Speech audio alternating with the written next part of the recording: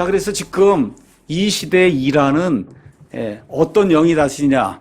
우리나라는 이 미혹의 영이 지금 다스리고 있어요. 우리나라는 지금 이란은 누구의 영이? 하만의 영이 다스리고 있어요. 유대인들을 멸절시키려고. 자, 정동수 목사의 주장이 뭐냐? 정동수 목사의 설교가 뭐냐? 지금 이 시대의 이란은 하만의 영이 다스리고 있다는 겁니다. 그래서 유대인을 멸절시키려고 한다는 겁니다. 에스더 시대에 이스라엘 백성을 대적했던 하만과 오늘날을 연결하고 그 이스라엘 백성을 대적했던 하만의 영이 오늘날 이란을 지배하고 과거 하만이 그랬던 것과 같이 유대인을 멸절시키려고 하고 있다는 겁니다. 와, 이런 주장은요, 진짜 신박합니다. 인터콥이나 일부 신사도 운동 계열에서 할 만한 주장을 서슴없이 하는데요. 정말 깜짝 놀랐습니다. 이란과 관련한 설교를 할 때 하만의 영이 이란을 다스린다는 주장을 반복적으로 하는 것으로 보아서 실수로 한 번 잘못 말한 것이 아니라 정말 이런 사고를, 이런 생각을 가지고 있구나라는 것을 알 수 있습니다. 이게 좀 심하게 얘기를 하면 무슨 귀신 씨나라 까먹는 소리냐면 성경은 악한 영에 대해서 분명히 기록은 하고 있습니다. 수많은 타락한 존재들 그리고 영적인 활동에 대해서 기록을 하고 있습니다만 사람으로 존재했던 특정인의 영이 어느 지역을 지배한다는 그런 사상은 그 자체가 성경에 존재하지 않습니다.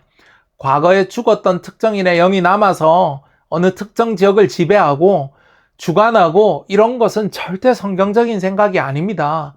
이건 완전 미신적인 사상, 무속인들이 할 만한 주장을 목사라는 사람이 하고 있는 겁니다.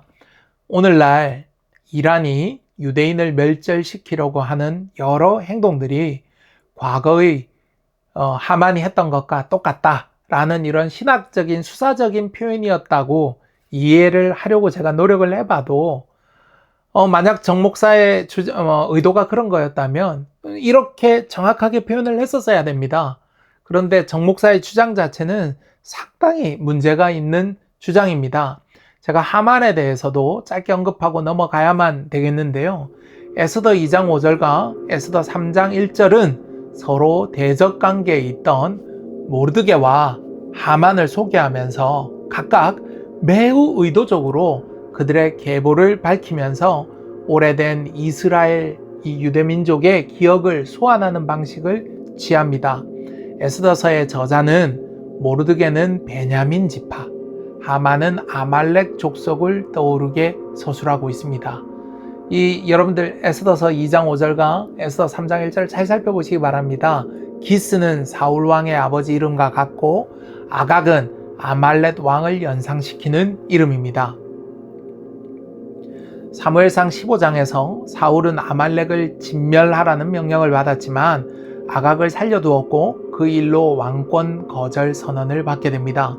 에스더 저자는 사울이 완결하지 못했던 아말렉 문제를 정확히 거론하고 있는 것으로 그 의도가 있었음을 우리는 행간을 통해서 읽을 수 있는 겁니다.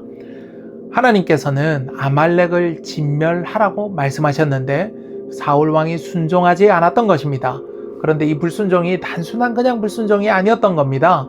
출애굽기 17장 14절에 아말렉의 진멸을 말씀하신 이후로 민수기 24장 20절 발람의 예언을 통해서도 신명기 25장 17절로 19절에 가나안 입성을 앞둔 신세대 이스라엘에게 아말렉이 광야에서 행한 비열한 짓을 상기시키면서 아말렉에 대한 엄중한 명령을 직접 이스라엘 백성에게 주십니다. 사울이 이 하나님의 예언과 이스라엘 백성의 역사와 하나님의 명령을 제대로 알고 순종하는 사람이었다면 당연히 아말렉을 진멸했을 것입니다. 광야에서 이스라엘 백성에게 비열한 짓을 했던 아말렉의 후손인 하만이 사울의 불순종함으로 인해서 살아남아서 이방 고대 페르시아 제국의 고위 관료가 되어서 그들의 조상과 똑같이 이스라엘 백성들을 멸하려고 했던 것입니다. 에스더서 저자는 이 역사를 떠올리게 만드는 구조를 만들고 성경 독자들에게 사울의 실수를 상기시키고 있습니다. 하만과 그를 따랐던 자들이 오히려 진멸을 당하게 되고 이후로 아말렉 족속의 역사는 성경에서 완전히 사라집니다. 아말렉 족속의 마지막 언급이 역대상 4장 43절이고 아말렉의 후손으로 보이는 아각 사람, 마지막 남은 아말렉 족속의 처분이 에스더서입니다. 이후로는 아말렉은 완전히 성경 역사에서 사라지게 됩니다. 하나님의 말씀의 성취로 보아야 하는 것입니다. 하만은 하나님의 아말렉 사람 진멸의 약속과 함께 완전히 그의 족속과 함께 역사 속으로 사라졌습니다. 그런데 무슨 하만의 영이 이란을 다스립니까? 오늘날 이란 사람들은 계보적으로도 하만과 아무런 관계가 없는 사람들입니다. 성경의 계보와 하나님의 역사, 그리고 하나님의 예언, 말씀, 언약, 이런 모든 것들을 다 살펴봐도요, 죽은 사람의 영은 이 땅에 남지 않는다는 상식만 알아도 정동수 목사와 같은 저런 주장은 하기 쉽지 않은 주장입니다. 하만의 영이 이란을 잡고 유대인을 멸절시키려 한다는데, 정말 역사를 제대로 알면, 그리고 하나님의 주권을 알고 모든 역사의 간섭하심을 안다면 저런 주장 자체를 할 수가 없습니다. 중세, 근대, 현대 역사를 거치면서 이란만큼 유대인의 보존과 하나님의 약속의 성취에 깊이 들어가 있는 국가를 찾기가 어렵습니다. 이건 조스픽도 무슨 얘기야 또 이러시겠죠? 이란이 하는 일이 모두 옳다는 주장을 하려고 하는 것은 아닙니다. 또 다른 음모론에 대한 얘기를 하려는 것도 아니고요. 별도의 영상으로 제가 이란에 대해서, 이슬람과 이란에 대해서는 전혀 다른 시각에서 제가 한번 별도로 다루기로 하고요. 오늘은 간단히 언급만 하고 넘어가려고 합니다. 이란이 진짜 유대인을 멸절시키기로 마음을 먹었다면 사실 가까운 데서부터 하면 됩니다. 지금 보시는 사진은 이란의 수도 테헤란에 있는 유대인 회당에서 안식일 예배를 보고 있는 유대인들입니다. 불과 2, 3년 전 사진입니다. 메노라 형상도 보이고 다윗의 별, 토라, 그리고 히브리어 등 온갖 유대인들을 상징하는 이 상징들이 잘 보이시지 않습니까? 중동 지역에서 이스라엘을 제외하고 가장 많은 유대인 인구가 사는 곳이 오늘날까지도요, 오늘 이 순간에도 이란입니다. 통계에 따라 조금씩 다르지만 현재 활동 중인 유대인 회당이 이란 내 30여 개이고 유대인 인구는 최소 8,000명에서 최대 2만 명으로 추정됩니다. 유대인 멸절이 이란을 지배하는 하만의 영의 목적이라면 당장 이 사람들부터 죽여야죠. 이란 의회는요, 이 의석의 유대인 몫을 최소 한 석 의무 할당을 하는데요. 지금 보시는 이분이 이란 의회 유대인 대표 호마윤 사메흐 야흐 나자파바디입니다.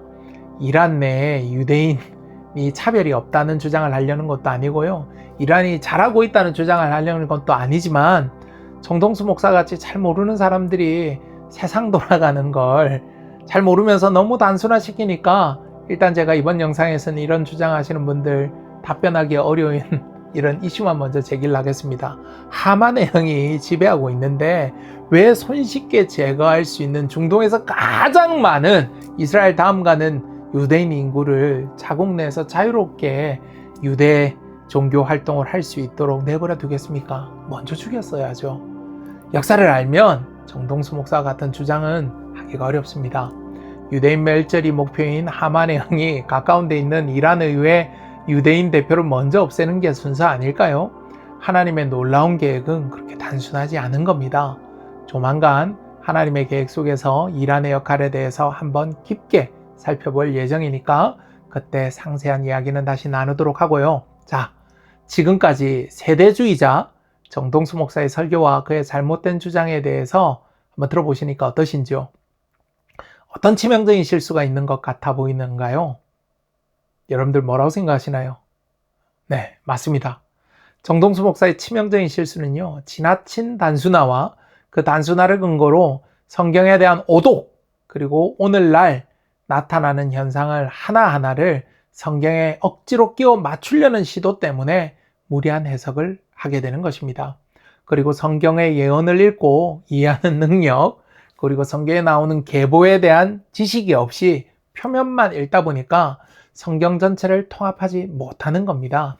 앞서 살펴본 바와 같이 구약 성경의 엘람과 오늘날 이란은 영토적으로 겹치는 부분이 있지만 분명히 다른 국가입니다. 심지어 정 목사는 성경의 계보상 엘람이 이스라엘과 같은 셈족이라고 주장을 하는데 전혀 근거가 없고 오늘날의 이란 사람들은 야벳의 자손들입니다. 에스겔이 기록될 당시의 바사는 페르시아 제국과 영토적인 측면에서는 비교가 되지 않을 정도로 작았습니다. 이후에 그리스 사회가 페르시아로 인식하면서 영어 페르시아로 불리게 된 고레스 왕 전후의 성경에 나오는 바사는요, 엄청난 제국을 형성합니다. 이 영토적인 측면에서 예전에 이 바사와는 비교가 되지 않는 엄청난 규모입니다. 영토적으로 이란의 역사의 일부이기는 하지만 엘람과 바사와 페르시아는 성경 계보적으로, 인종적으로, 그리고 그 영토의 규모와 그 세력에 있어서 오늘날 이란과 100% 일치하지 않습니다.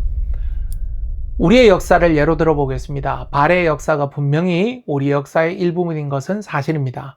하지만 발해가 곧 대한민국이다 라는 단순화는 여러분들에게 어떻게 느껴지십니까?